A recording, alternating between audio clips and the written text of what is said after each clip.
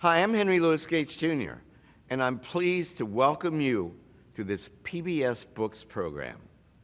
We're here to celebrate the novelist, anthropologist, and essayist Zora Neale Hurston, who's considered to be one of the most important African-American writers of the 20th century. About a year ago, Hurston scholar Genevieve West of Texas Woman's University and I published a book called You Don't Know Us Negroes and Other Essays, a comprehensive collection of 50 essays written by Zora Neale Hurston, some of which hadn't been published previously. This book is special to me for many reasons, but most of all because I've been teaching Ms. Hurston's work for about 45 years, and I happen to think that her novel, Their Eyes Were Watching God, is a masterpiece of American fiction. In addition, Hurston was a provocative, original essayist who took pride in surprising her readers with her stunning insights about African-American folklore and African-American English, and her often contrarian observations about the politics of race in America. In so many ways, Zora Neale Hurston was truly a trailblazer. Through the book discussed today, readers will get a more complete understanding of the full range of Ms. Hurston's genius. I hope that you'll enjoy this conversation. I hope that you'll consider reading an essay by Ms. Hurston, and I hope that you'll watch the upcoming PBS American Experience biography, Zora Neale Hurston, Claiming a Space. Enjoy. Over to you, Heather.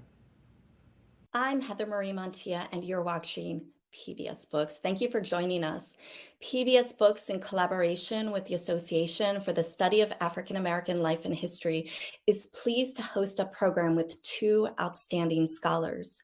Genevieve West, editor of Zora Neale Hurston's You Don't Know Us Negroes and Other Essays, who is in conversation with Monica Miller. Today's program is offered in connection with the American Experience's Zora Neale Hurston's Claiming a Space, which will air on PBS. This film delves into the life of influential author Zora Neale Hurston, whose groundbreaking anthropological work challenges assumptions about race, gender, and cultural superiority. It is directed by Tracy Heather Strain, produced by Randall McLowry, and executive produced by Cameo George. Well, let's take a moment to watch the trailer. On American Experience, an influential author whose groundbreaking anthropological work would reclaim, honor, and celebrate Black life on its own terms. She was an innovator, but the content is rooted in the research that she did. It was anthropology that really showed Hurston that she could write about her culture. Zora Neale Hurston, Claiming a Space, on American Experience.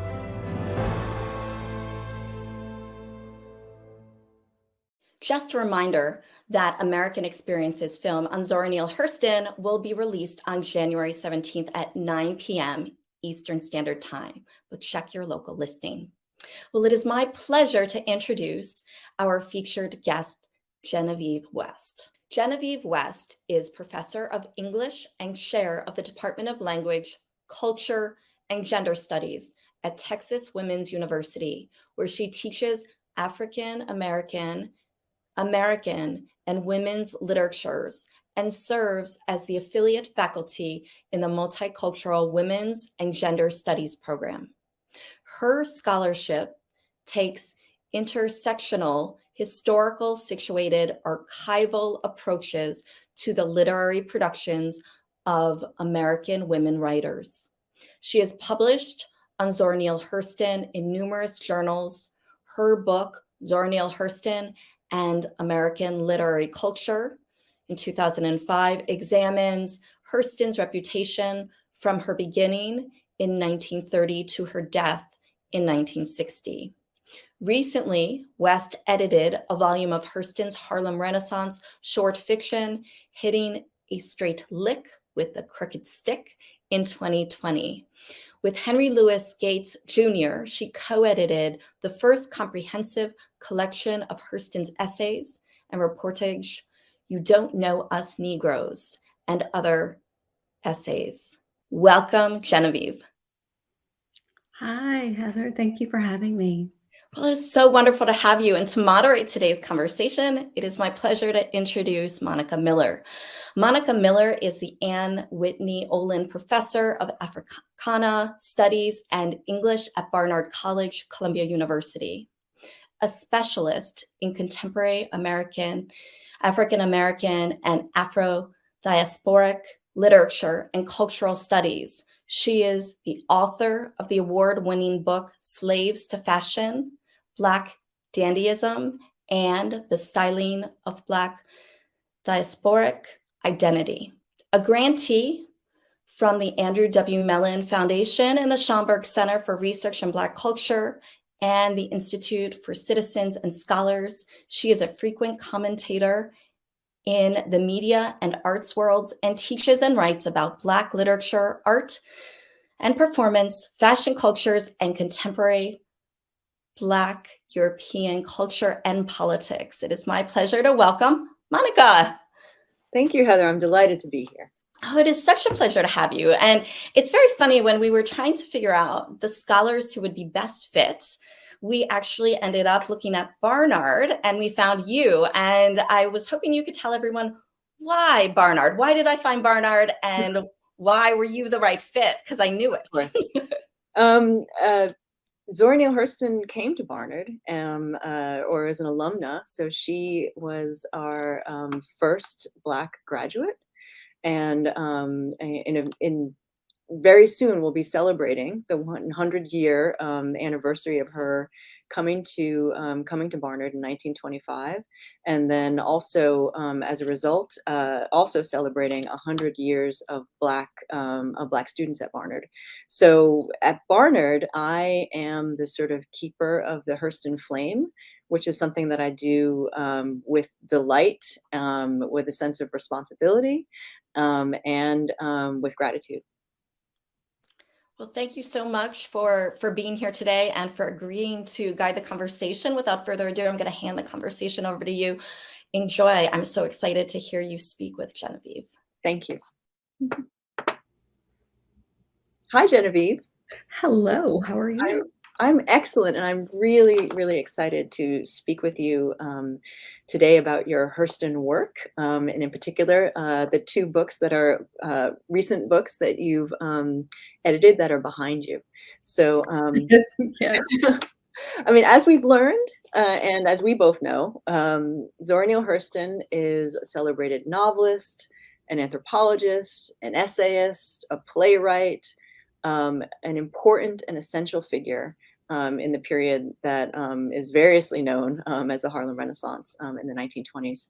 So about a year ago, you edited You Don't Know Us Negroes and Other Essays by Hurston. Can you tell us a little bit more about Hurston and about your book? Hurston was for 40 years the most prolific Black woman writer in America. She was a Southerner, and when she left the South, she traveled a bit and ended up living in Washington, D.C., where she attended Howard University for a couple of years. And I think it was there that she started writing, and eventually, as she says, packed her bags and headed for New York City, and really landed in 1925 in the heart of the Harlem Renaissance. And it was there that she would get to meet anybody and everybody connected with that flowering of creativity: visual artists, sculptors, painters, musicians, stage performers. She pretty much knew everybody. And she would go on to write this really impressive, compelling, powerful body of work. And as you said, it's everything from short stories and essays to plays and novels, and there's an autobiography, and then there are the ethnographies. And if there was a genre, she probably worked in it. That's absolutely true. So I want to talk a little bit specifically about this book of essays, You Don't Know Us Negroes. So can you tell us a little bit about how the project began? Right, and who else was involved and how long it took? So the project actually began as Henry Louis Gates's project, and he's my co-editor for the project. And he had planned to start the project back in the 90s when they were bringing out uniform editions of Hurston's work for the first time since her death. And for one reason or another, the project got put off. It got put off and got put off. And then when he and I met in the early 2000s, we started talking about working on Hurston together, and he actually invited me to come on board and work with him on the project. So it was really a dream come true. It was one of those projects that I dreamed in graduate school. Oh, wouldn't it be wonderful if I one day got to work on Hurston's essays, and then to get to do them with Henry Louis Gates as well. It's really been an amazing experience. So can you tell me, how does a book like this sort of get put together? I mean, you said that that Henry Louis Gates, it got put off, and I can imagine why, right? Because I'm thinking that this was not an easy book to put together. And so can you say a little bit about how Hurston published, or how she had to publish, and then how it is that you were able to sort of bring all of these essays back together? So the essays that are collected here appeared in such a wide range of periodicals over the course of her lifetime. And then there are 7 here that were never published in her lifetime, as far as we know. And so, they appeared in, a magazine here, a newspaper there, and a lot of these periodicals were not necessarily well indexed, which makes finding them kind of difficult, and they've kind of filtered out over the last 20 years or so as we have uncovered one here or one there.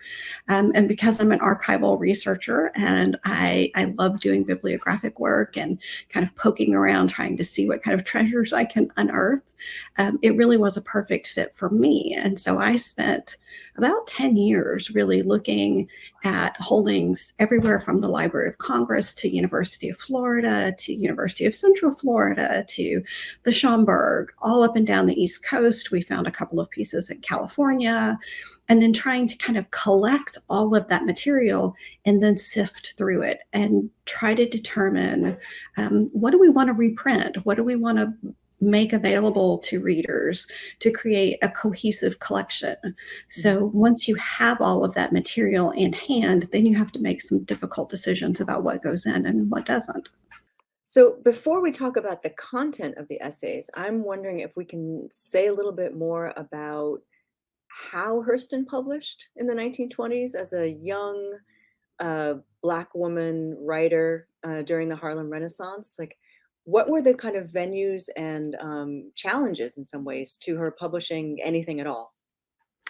Yeah, I think because she was a young African American woman and she was publishing at a time where being both African American and being female was a serious impediment to publishing. And then she wasn't always writing about things that people wanted to necessarily read about, or she was writing about figures in a way that people weren't always comfortable with.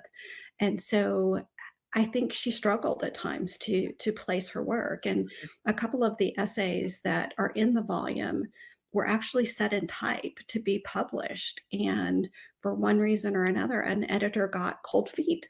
And, there's one where we have like scrawled in crayon across the top, it says kill. And it's clearly been set in type. They clearly have purchased it. They plan to publish it. But for whatever reason, somebody got cold feet and they killed it. And so, since 1934, that essay has been unpublished and her readers have not had access to it. So just finding a venue, I think, could sometimes be a challenge. Mhm. So, I mean, I'm wondering also about the sort of politics. When you said that she sometimes wrote things that people did not want to hear, or that she had sort of strong, possibly, I mean, not necessarily avant-garde, but sometimes avant-garde opinions. Um, to your mind, when you bring all of the essays together, right? I mean, what do we see in relationship to her politics, right? And her relationship to the literary, I mean, either in the Harlem Renaissance, the sort of literary old guard, right? Or, you know, respectability politics or things like that. So what do we see in the collection that you managed to put together? We can see her pushing back on those respectability politics in some very explicit ways. You know, her peers sometimes accused her of exploiting stereotypes and, you know, writing about Southern folk characters because it was what white people wanted to see. But what you see in Hurston's essays is that she's doing it in a very conscious, very deliberate way. And she actually reaches back to Chaucer and Shakespeare as a rationale for writing about folklore and writing about folk characters. And you can see that aesthetic philosophy really emerge. And you know, it didn't necessarily make everybody happy. And you know, one of the big venues of the time was the Crisis magazine, and edited by W.E.B. Du Bois. And it wasn't the kind of fiction that the Crisis wanted to publish. Opportunity was a little more open to her, Mhm. but the two biggest venues that were available to Black writers at the time, one of them was really closed because they didn't like the kind of work that she produced. Yeah, and she was a part of a younger crowd, right? That had really different ideas about the use of literature for the African American community at the time, or in general, this, you know, the use of the arts. So can you explain kind of Hurston's relationship both to the older guard, right, the respectability folks that associated with the Crisis, like Du Bois and Alain Locke, and the younger crowd of writers who were her peers, like Langston Hughes and Mhm. Wallace Thurman, or artist or Bruce Nugent, or artists like Aaron Douglas. Sure. The older guard, the more established figures, often wanted to use art as a means to dismantle stereotypes or to challenge stereotypes as a way to kind of put the best foot first Yes. and educate white readers about middle Right. class Black life. And for Hurston's younger colleagues and for Hurston herself, Black art was to depict Black life and the Black experience. They were far less concerned about upper middle class or middle class Black readers who might be uncomfortable with the scene of a juke joint. Langston Hughes, you know, famously talked about the Negro artist and the racial mountain and trying to find an audience for work that depicts a segment of the Black experience that not everybody wanted to see captured in art. They thought all Black experience was worthy of depiction and art, and not everybody agreed. So that leads me to ask you about the title essay, right? Mhm. You don't know us Negroes. So why was this essay for you and Henry Louis Gates um, really, really important? Why and how did it become the title? And what do we learn?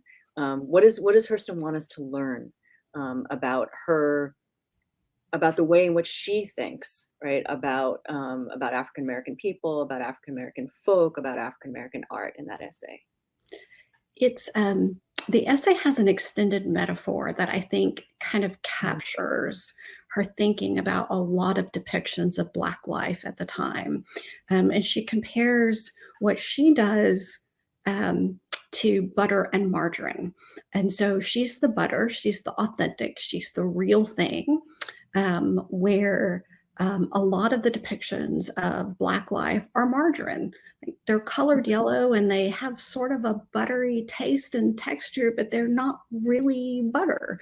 Um, and over the course of the essay, she makes this extended comparison suggesting that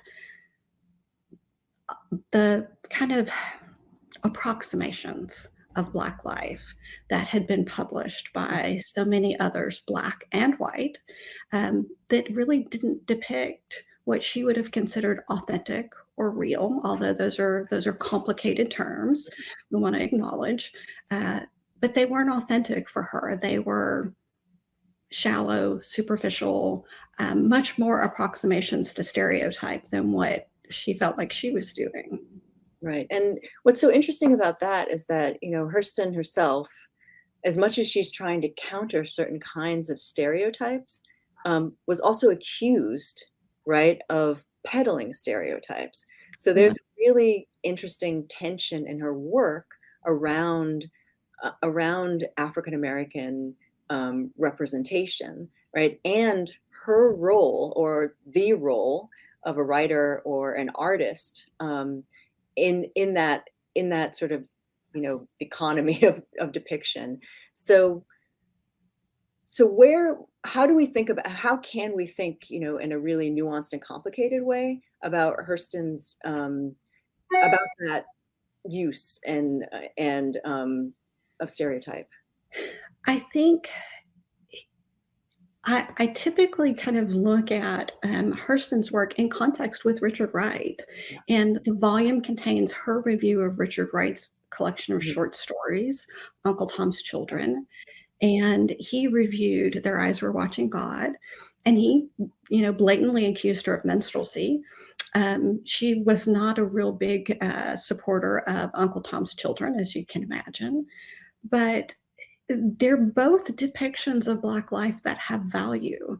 And so I think the nuance, the complexity is in digging beneath the surface and understanding how stereotypes work, that we define first and then we see, Mhm. and digging beneath those stereotypes, looking for ways in Hurston's work in which she is undermining the stereotypes, I think is really interesting because so often, like on the surface, it kind of looks like stereotype, but if you keep reading and you look at what the characters are doing or the way that they're behaving, that it really undermines or challenges those stereotypes. I'm Monica Miller on PBS Books, and I'm here with Genevieve West talking about her new edited collection, You Don't Know Us Negroes, Essays by Zora Neale Hurston. Hi, Genevieve. Welcome back. Thank you. So we were just talking about the relationship between Hurston's work, Black representation, and stereotypes. One of the things that I think, or one of the facets of her work that I think is a really important part of that conversation is the language that she uses, right? In her fiction, primarily. Essays, the language is different, although some of the essays have a really different form, right? I mean, some of her essays and short stories come in a very different, somewhat vernacular or just a different form. So, I mean, I think if readers are piecing through your collection, they'll see things that don't exactly look like essays, right? In the same way that they might be unfamiliar with the language that Hurston used. Can you say a little bit about her use of the vernacular and its relationship to this tension around Black representation? Sure. Yeah, Hurston was very attuned to what Black folk speech sounded like. And she spent most of her career trying to figure out how to capture that and transfer it to the page for readers so that the ear could hear what you might actually hear on the store porch or at the juke joint. So you could hear the way people really use the language. And so, the essays include her, we get to see her actually write about, Right. analyze, um, and draw conclusions and formulate theories about the language and about Black vernacular speech.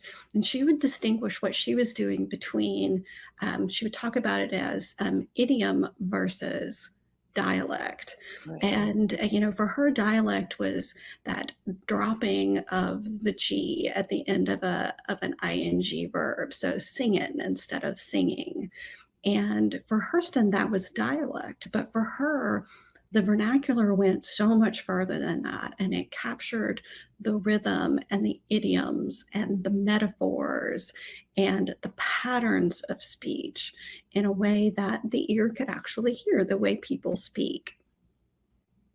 Yeah, and when I read Hurston's vernacular, I think it's so much of a container of culture, right? I mean, the idiom includes, as you were saying with the title essay, extended metaphor, that is Mhm. just really beautiful and incredibly well done. And it's the extended metaphor actually comes from the way in which Black vernacular speech just includes a lot of metaphor in general, right? And one of the ways in which Hurston was so, or reasons why she was so both dedicated and also skilled at recording Black vernacular speech, but also using it in her fiction and sometimes her essays, was because of her interest, right, in her ethnographic, right, and an anthropological interest in Black culture. And I know as a Barnard professor that, I mean, one of the things that she had the opportunity to do while she was here in New York was to actually study anthropology at Columbia with Franz Boas. So let's talk a little bit about how her research, right, her research into Black folk culture influenced her fiction, right, but also her theory, the theories of culture that she puts forward in the essays that you collected. Sure. I think that the time she spent at Barnard and Columbia was really foundational in her coming to see the way that language and culture work. She talked about Black folklore as being the chemise. It was fitting her so tightly that she couldn't really get a good look at it. Right. But it's her education, her college education, that gives her the tools to look at the world that she's grown up in from a slightly different perspective. She was kind of that insider outsider ethnographer in the sense that she had this college education and she could look at the artistic, verbal, cultural traditions that she had grown up with from that perspective. But because she was an insider, she also understood so much more about how they worked and how those traditions function within a community. And you see that manifest in her ethnographic writings, but at the same time, it also informs the way her characters speak and the way her characters function. And, so the fiction informs the folklore and the folklore informs the fiction. Yeah, and that's the sort of beautiful thing about reading Hurston. I mean, not only is she able to write in multiple genres, right, but the craft, right, of both of writing fiction, of writing folklore.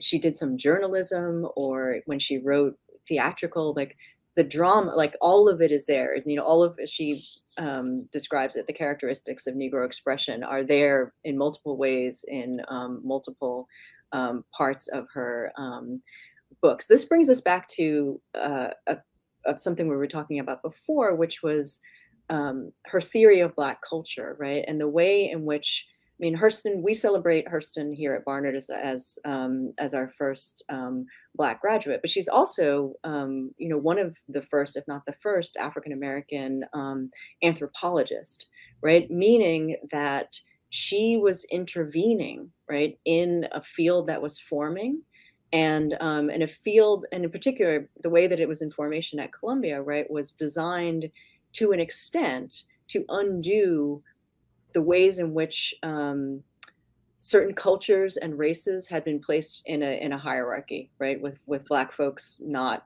toward the top, right? So where in her work and in some of the essays that you were able to collect, do you see Hurston making, arguments for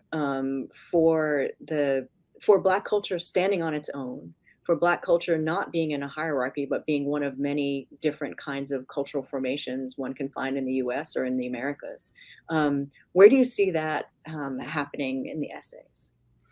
It happens in some of those very early essays. Characteristics of Negro Right. expression obviously is one that's foundational, but also the essay that is reprinted in the volume for the first time is called "Race Cannot Become Great Until It Recognizes." And it's an essay where, again, she goes back to Chaucer, she goes back to Shakespeare, and she talks about the fact that they both use folklore and the fact that Chaucer was writing in English at a time where that really wasn't considered the appropriate language for artistic creation. And so she reaches back to these early predecessors to say, Okay, so these kind of foundational masters of English literature did this, and I'm following in their footsteps. But also, she says we have to create something original of our own, that we are never going to be able to paraphrase Audre Lorde, the master's tools are never going to dismantle the master's house. We are never going to be able to create something that stands on equal footing. So we have to create something that is our own, right? We have to create something that is our own. And until we do that, we won't have the respect that we deserve. Yeah. I mean, we see that sort of erudition, right? All through her short stories as well. I mean, especially the ones, as you were pointing out, the ones that seem to have like a real sort of like that, I'm not going to use the word elevate, but that elevate the Black folk characters in her stories to the level of sort of like Greek gods, right? In the ways in which they interact, in the ways in which fate comes in, or the moral universe, right, of some of these essays. I'm thinking in particular of Sweat, for example, Mhm. right? So one of the other questions, this is a slightly different version of that same question. I mean, towards the end of her life, Hurston had some kind of unpopular opinions, right? That, to my mind, also had to do with what you were just talking about, which is sort of about the standing, right, of African American culture on its own merits, right? So, for example, famously or infamously, right, Hurston wrote an essay that challenged the Brown versus Board desegregation case. So, can you help us piece through, right, both Hurston's, what people think about as her conservatism, although I think there's another way for us to describe that, and its relationship to how she regarded African American culture and community. Yeah, she opposed Brown versus the Board of Education, not because she opposed desegregation, but because she opposed court-ordered desegregation. And I think that is an important subtlety that often gets lost. There's a kind of, we describe it as naivete. There's a little bit of a blind spot in Hurston's arguments about this, where she makes the assumption that all things being equal, there's nothing inherently better about Black children attending school with white children. But that assumes that all things are equal. And unfortunately, we know that things were not equal in the South. And Hurston's defense was for Black teachers and Black schools who were well educated. Many of these teachers had, the same kinds of degrees, probably from better schools than white counterparts did. But because the schools were not equally funded. And Hurston herself talks about the fact that truancy is not equally enforced among Black children as it is among white children. And it's those kinds of inequities, I think, that created the underlying problem. But because Hurston was such a staunch defender of the Black community, and the Black community as able to stand on its own, having value in and of itself, in being wealthy in ways that had nothing to do with finances, but whole, complete, creative, artistic, supportive, positive places, rather than places of deficit or places of absence or poverty of some kind. And I think Hurston's staunch defense of Black schools and Black teachers comes from that place of care. No, absolutely. And one of the things that we can't forget in that conversation is Hurston's own upbringing in Eatonville, right? The first incorporated all Black town, right? So Hurston grew up in segregated circumstances, but the town that she emerges from, right, is a place where everything everything was supplied, right, and run by, and it was a complete Black world, right? Absolutely. So for her, there wasn't a deficit at Yeah. all, right? So when you say there's a little bit of a kind of a naivete or a blind spot, it has everything to do with the fact that she grew up in unusual circumstances, right? For I mean, Absolutely. from many other uh, Black people peers at the time. But we have to remember that she's coming from this such specific place, as you said. I love the way that you said it, a place of wealth, right? That she always sort of I think, greeted the world and worked in kind of, moved in the world from that wealth, right? When we think about her confidence, right?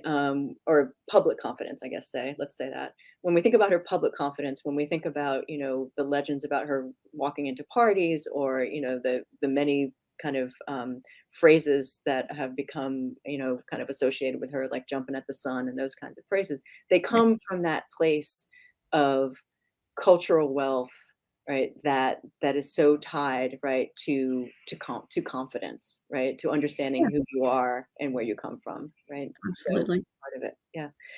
So I want to say that, I mean, I have been incredibly grateful for your work on these two recent books. So can you give me a sense of how do you think the essays that you've collected in You Don't Know Us Negroes, and then also the short stories that have been collected in the Straight Lick book, how are those changing the way that we think about Hurston as a writer, right? As a as a kind of creative person in the 20th century. I mean, her career really spans.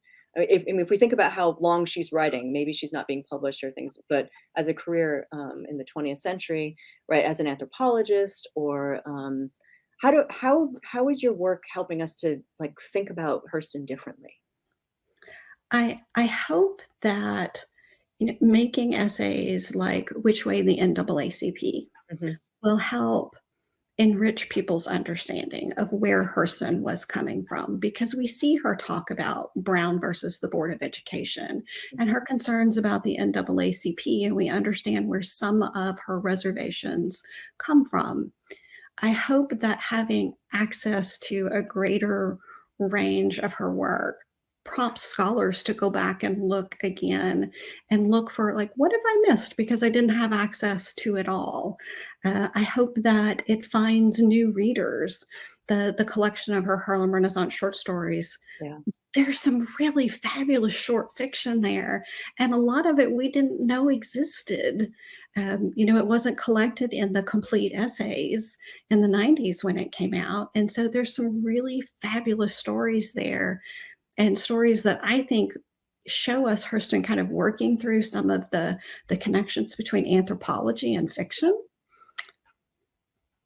Yeah, I think that's so true. I mean, I think that when you're able to place, so for example, Hurston's story that we've talked about, Sweat, right, alongside of, I'm going to forget the name of the short story, but the one about the woman and there's a painting. It's kind of a Dorian Gray. The back room. Thank you. Then when you place Sweat next to the back room, you are getting a vision, right, of an incredibly talented writer, right, who is writing in and across multiple traditions, right, Mhm. and involved in many more conversations, right, than we ever understood Yes. before. And that's why I've just been so grateful for what you've uncovered, right? Because it's really allowing us to see, Hurston's gravestone that was placed by Alice Walker, talks about her as a genius of the South, but it really allows us to see her genius Yes. overall, which it's Yeah. just so impressive, right? Given the conditions under which she worked, right? And the hardship that she has in her later life. We really we're getting nuance, we're getting texture, we're getting craft, we're getting range, right? So there's just a way in which all of this new work allows us to understand her, just the kind of like intricacy of her mind, right? Yes. And I'm really, really grateful for that.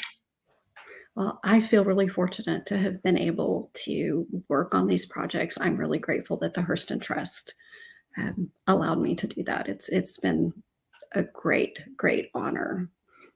It's time to close our conversation, so I'd like to invite Heather back in. Well, thank you so much for this incredible conversation. Genevieve, thank you for your work as the editor of Zora Neale Hurston's You Don't Know Us Negroes and Other Essays, as well as all of your work that highlights Zora Neale Hurston. And Monica, thank you for your thought-provoking questions and for really guiding today's conversation in a way that was so interesting and inspiring.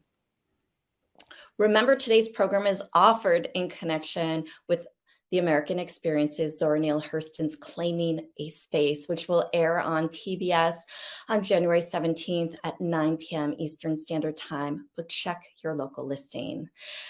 I'd like to thank our library partners, more than 1,800 strong across the country, as well as numerous PBS stations who share this important content with all of you. But most importantly, I always like to thank all of you for joining us this evening. Well, as you all know, I'm Heather Marie Montilla, and until next time, happy reading.